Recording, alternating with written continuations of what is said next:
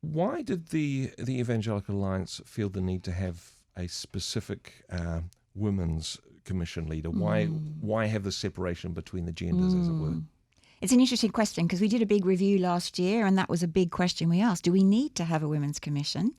And if we do have one, is there a danger that you just sort of sideline women over there into that little commission whilst the rest of the work of the WEA goes on regardless?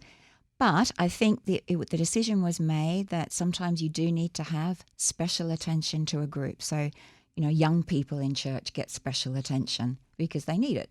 And so it was felt that at this time, it's still very valid to have a women's commission in the developing world, but also actually even in places like New Zealand where you think, women are completely equal and there's no need to have special focus on women and girls.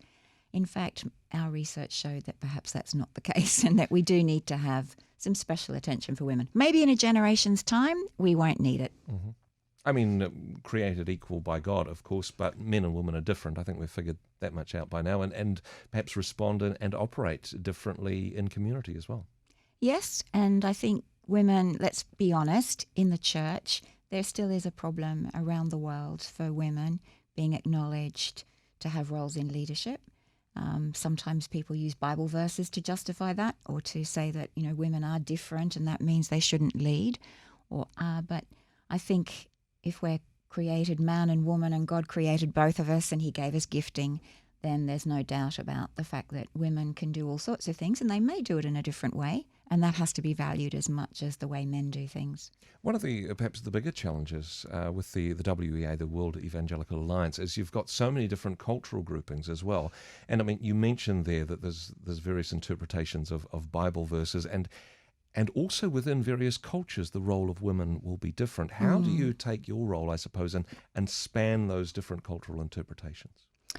It's a tricky and messy process, but, I've been working with various groups around the world for a number of years now, and you sort of learn how to be a bit gracious here and how to be a bit pushy there.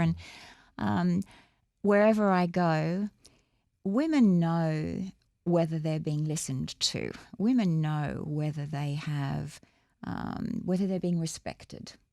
And sometimes it's as much, as little as that. They want their husbands to respect them. They want their husbands to care for them in the church. They want to be listened to. They want issues of family or children or women's health or violence against women. There are so many issues that they feel aren't being addressed.